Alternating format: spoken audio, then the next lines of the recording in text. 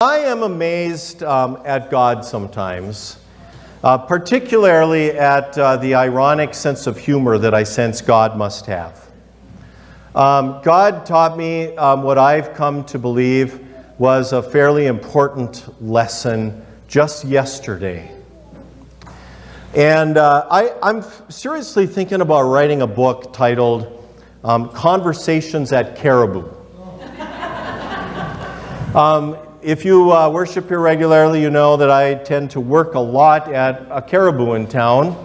I kind of call it my office. And I have come to learn that God often teaches me things at Caribou when I'm open to it.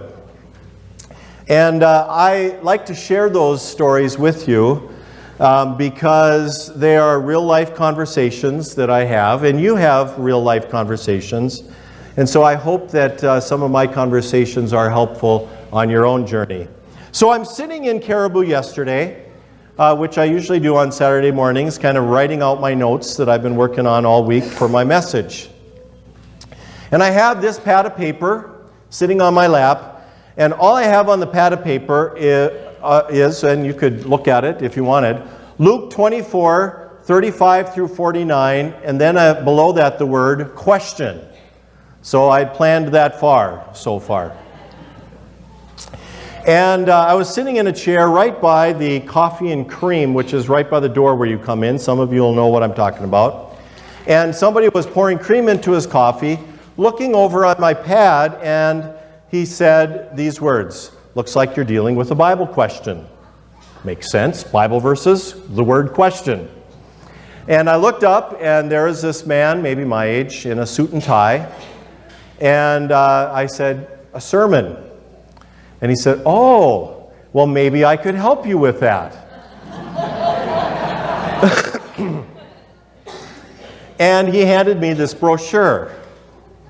And right away I realized that I was probably communicating with someone of the Jehovah's Witness faith. And indeed I was. Looked at the brochure really quick.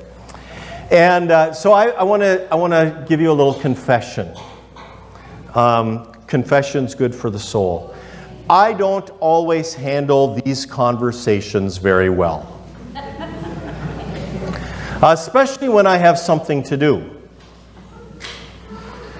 And I said, well, thank you.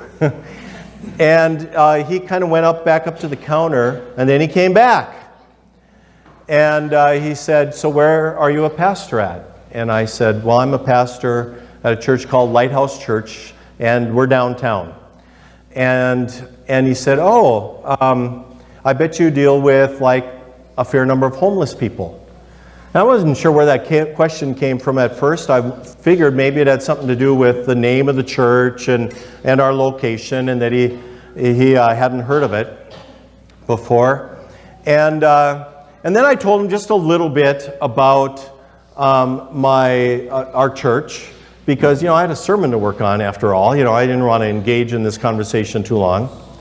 And then he said this. He said, "I have a son who's been homeless and who's struggling with alcohol, and we took him to the hospital last night." Oh, God, I hate it when you do that. And so I shared my card with him. And we just talked briefly after that, and he left. And I sat there for a few minutes, and this was my prayer. I said, "God, why do you do that to me?"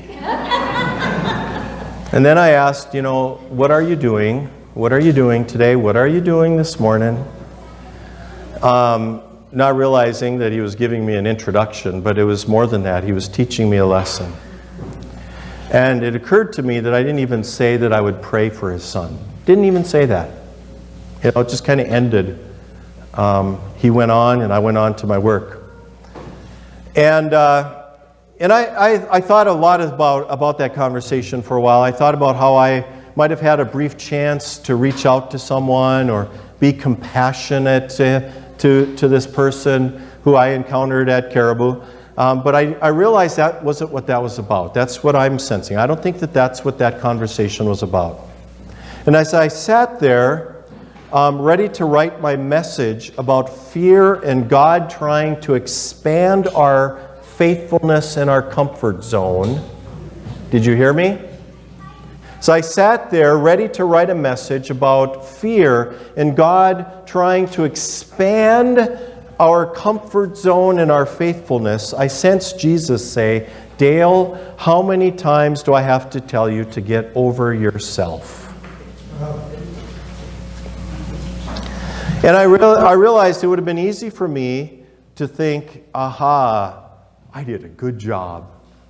You know, I witnessed to somebody and told them about the church and a little bit about, struggles in life. And I realized that if that had been my focus, I would have missed what God was doing, and that it wasn't about me at all, but that God had actually sent this person, had sent someone else to teach me something. That's what I've come to believe in the last 24 hours or so. I don't think that I really have a fear of those kind of conversations, but they are a barrier in my life of sorts. Anybody here have barriers in your life that you kind of got to work on? And so I kind of sensed in my prayer time with God after this little conversation, I sensed, these kind of things being communicated to me. I'm teaching you to be open to all people. I want you to see all people like I see them. For a lot of us, that kind of, might tend to be the person who looks a little different than we are. But that's our whole church. And here I'm encountering somebody who wouldn't come to church here, but who believes in a higher power like we do, and has a faith in Jesus Christ that I don't really understand. Not even going to claim to start to go there. But I sense God teaching me to be humble and to trust Him. And then I wondered, is every encounter supposed to be viewed as a lesson from God? And I thought, God doesn't always send somebody to teach us something. It doesn't work that way. But sometimes He does. Sometimes He does. So I was trying to think about this little conversation I had as I was working on what I wanted to share with you this morning. And I thought about Lighthouse Church, and I just thought, you just can never tell. Everybody's got a story, don't they? Everybody's got a story. Those of you who are visiting with us today, we know you got a story. Sometimes I relate to Jesus' disciples in a very humbling way. It's like Jesus had to tell His disciples the same thing over and over and over and over again. And if you've ever read the Gospels, you will notice that. I mean, they had watched Jesus die on the cross, be raised from the dead. He's standing right in front of them, and they're still trying to figure out, is that really Jesus? And He has to tell them these things over and over and over again. If you still have your Bible open, I want to focus on, we're going to actually kind of look at some of the post-resurrection stories today and the next 2 weeks and take some clues from what we read right here. Jesus says in verse 38, "Why are you frightened?" And here's what I think He really wanted to say, and maybe He did, but they didn't put it in the Bible because it didn't make Him look that great. I think what Jesus wanted to say was, how many times do I have to tell you guys, don't be afraid? Why are your hearts filled with doubt? We're going to talk about doubt next week.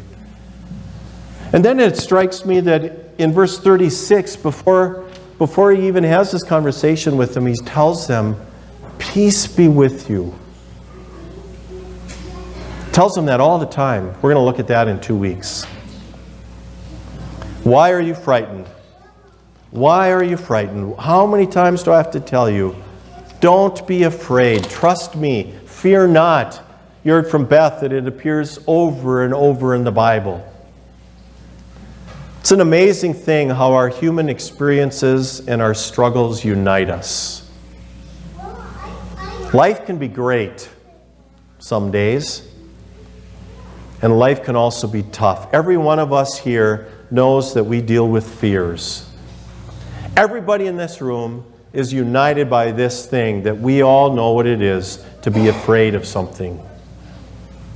Now, it might be spiders, but there are probably bigger fears that you deal with than spiders. And we deal with those fears and those things that are barriers to us having a complete trust in God. So I spent a few minutes this week thinking about what are some of the common things that we're afraid of, the deeper things. What is it that you might be fearing? And so I made a list. It's not complete. But in this room, some of you fear being a failure or failing. A diagnosis. Death. That I'll be single the rest of my life. That I'll be married the rest of my life.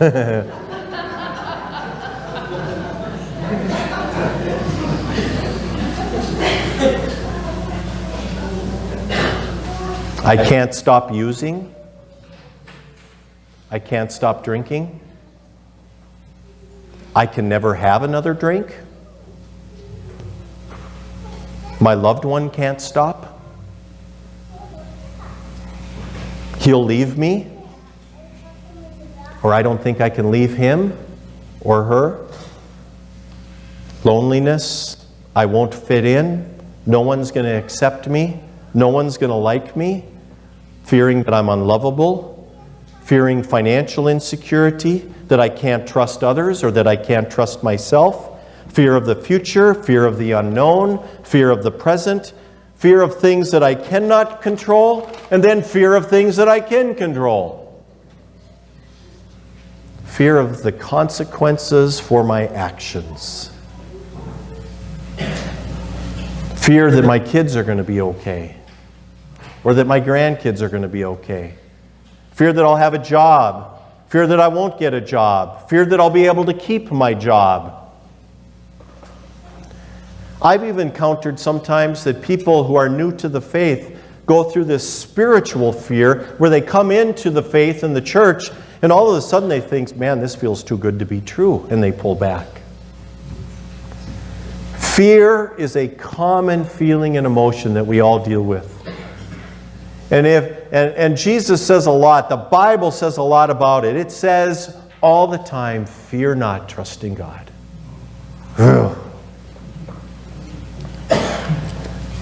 Fear, insecurities, lack of trust, we all deal with it and we don't want others to know about it. It doesn't matter what you do or how big or strong that you are. I was thinking about this the other day. I was thinking about the message that I was working on at the gym one morning, and I was seeing all these guys, they're a little fitter than me, big muscle guys, they pump weights. I don't know where they buy clothes. They don't look like they'd fit. And they wear these shirts that are just tight, to show off their muscles. And I was thinking, no matter how big you are, buddy. I didn't say this, I was just thinking it. But I was thinking this, and I know that it's true because I've talked to people that big in my office before. No matter how big and buff you are, there's something inside that's insecure. And there's something inside that you're afraid of. We do it all the time. We walk around, like we've got it figured out. Maybe a little cocky, and yet inside that's just covering for what's going on. Or you all know that person who's smiley all the time. Every moment is another blessing from God. Yet deep inside there's something going on. Or we become friendly. And this is something that some of you are dealing with this. We deal with this all the time at Lighthouse. You're just turned in on yourself. Nothing is right. And it's easier to deal with your fear and your insecurity and your issues if you just keep everybody outside of the wall that you've built. Anybody here identify with that? In fact, I've even learned in the recovery journey that you can be clean and sober and you can still have fears. Did you know that, some of you? In fact, now you have to deal with them. So what does fear do to us? I'm going to give you another quick list. What does fear do to us? I think you know these things. It paralyzes us. We don't, act. It isolates us, or we isolate ourselves. It affects our mental and our physical health. It drives us to look for some sort of relief and escape. The vast majority of people that I have met in the recovery community talk about realizing that they were simply trying, in the end at least, to cover up for those things that were too painful to deal with. It causes us to compromise our values. And it often leads to sinful behaviors, and that separates us from God. It causes us to become angry, to have feelings of hopelessness and even despair. It prevents us from becoming the person that God created us to be. That's why God says so much about it in the Bible. Because God wants us to live up to our full potential. So how do we deal with fear? I want to share a couple of things, and then we're going to take just a couple of minutes to have a time of reflection and battle against fear, okay? Let me share some quick things about dealing with fear. Number one, first step is always to identify your fear. What is it that you are fearful of? You need to identify it so that you can deal with it. There's a wonderful story in the Bible. It's one of my favorite stories in the Old Testament. Elijah, who's this prophet, everybody wants to kill him because prophets, always say bad things.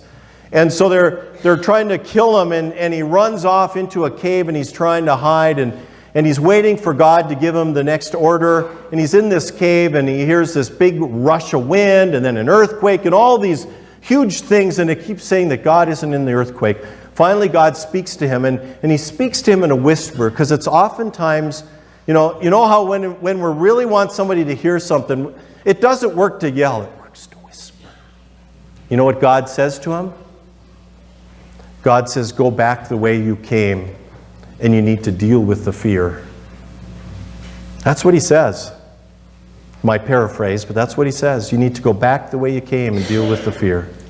The first step in dealing with our fear is to identify it and then to walk towards it. Oh, I hate it. Hate that. I hate that that's the first step. I've had to take these last few years lots of first steps in regards to my fear, especially within the broader church community in our town. Because I've lived here, I've been a pastor in this town for 20-some years. And people know my story, and so I've had to face those fears that, it's awful. But in it comes healing. There's a great book by John Ortberg, and just the title is worth buying the book for. If you want to walk on water, you got to get out of the boat. It's always the first step. First step. I know that some of you here have taken that first step into a church, and that was a hard step. I just want to acknowledge that. First step in dealing with your fears. Number two, take on your fears in community. Last week, you can go back and listen to my message on our website from last week. I shared with you that what the power of fellowship is that God works in our hearts in fellowship. He opens our eyes and gives us encouragement. And so take on your fears. Don't take them on alone. Take them on in community, in fellowship, in group. There are people around you this morning who are going through the same kind of things you are. Get in a group, if you need to have some counseling in regards to your fears, go to counseling. It can be a tremendous help. It's nothing to be embarrassed about. I've done it for 3 years. Number 3, we battle our fears through prayer and meditation. You need to take some time just to listen to God in the midst of that. That's kind of what I did yesterday after I met my new friend at Caribou. Oh, by the way, he came back. He told me to get a refill, but we had a deeper conversation, and I did get to tell him that I would pray for him. And he said, you know, it's good to have other people praying for us. There's a power in prayer. Prayer does something to us. It's a form of surrendering to God. And that's the 4th thing I want to share. Taking on your fears, you surrender it to God. Now I've come to realize that everybody's, you know, really quick to throw this surrender word out. You know, just give it over to God. Give it over to God. You know, like, yeah, you know, you just want to hit him sometimes. It's not that easy. But what you learn is that you do so persistently. It's not easy because we continue to take it back. So you surrender it to God, you take it back, and you surrender it again. Here's the deal. God can handle it. God raised Jesus from the dead for heaven's sake. He can handle your fear. He can handle what you're going through. What's the worst thing that can happen to you? Many people will say, worst thing that could happen to me is I might lose my life. Bible teaches that's the best thing that can happen to you when you are in Jesus Christ. We don't want to leave the people we love and care for, but we have a place, a home in eternity where there are no more struggles, where God is preparing a place for us to dwell with our loved ones in all eternity. One of the powerful things about the resurrection, is you do not need to be afraid because you've got something in Jesus that nobody can ever take away from you. Nobody can ever take it away from you, no matter what's going on in your life. You know, how do people who believe in Jesus literally give their life and die for their faith? It happens in the world today all over the place. Because they know that there's something that can't be taken away. And 5th, growth in faith. You know, one of the most powerful things that we can do to take on our fears is to continue to grow in our faith. Because in our faith, we learn that we are not alone. In our faith, we learn to walk closer and closer to Jesus. The less that you fear, that you will have to face those fears by yourself. And so you're doing the right thing by being here. You know, keep coming, join a group, get into your Bible. I'm gonna take a couple of minutes with you right now, and then we'll wrap up. So don't worry. I know you want to go home. But I want to take you, if you could just kind of relax for a moment, maybe take a deep breath. I want to just give you a second to identify maybe some fear that you're dealing with today.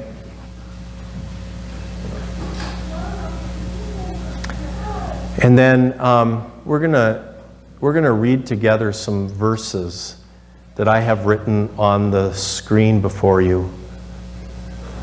And then we're going to sing a song. All right? Verse 1. All right, let's read together. Even when I walk through the darkest valley, I will not be afraid, for you are close beside me. Your rod and your staff protect and comfort me. Let's read. For I hold you by your right hand, I, the Lord your God, and I saying to you, don't be afraid. I'm here to help you. Be strong and courageous. Do not be afraid and do not panic before them, for the Lord your God will personally go ahead of you. He will neither fail you nor abandon you. They want to be known as teachers of the law of Moses, but they don't know what they are talking about. even though they speak so confidently. I am leaving you with a gift, peace of mind and heart, and the peace I give is a gift that the world cannot give. So don't be afraid. Or I think that one verse we got the wrong verse in there, but that's all right. I think you got the gist of it. One of the things that I learned some time ago when I was kind of having an attack of fear, is that music can be a powerful thing in our life. And there's a song if you worship regularly, you know it's come to be a favorite of mine. And I just literally would bring it up on the computer and listen to it for a little while. And so I thought before we close today that maybe we would sing this song, and then we'll have a closing song. But I hope that you listen to the words that we're about to sing, because these words can be a powerful instrument and tool in your own journey through this life. So you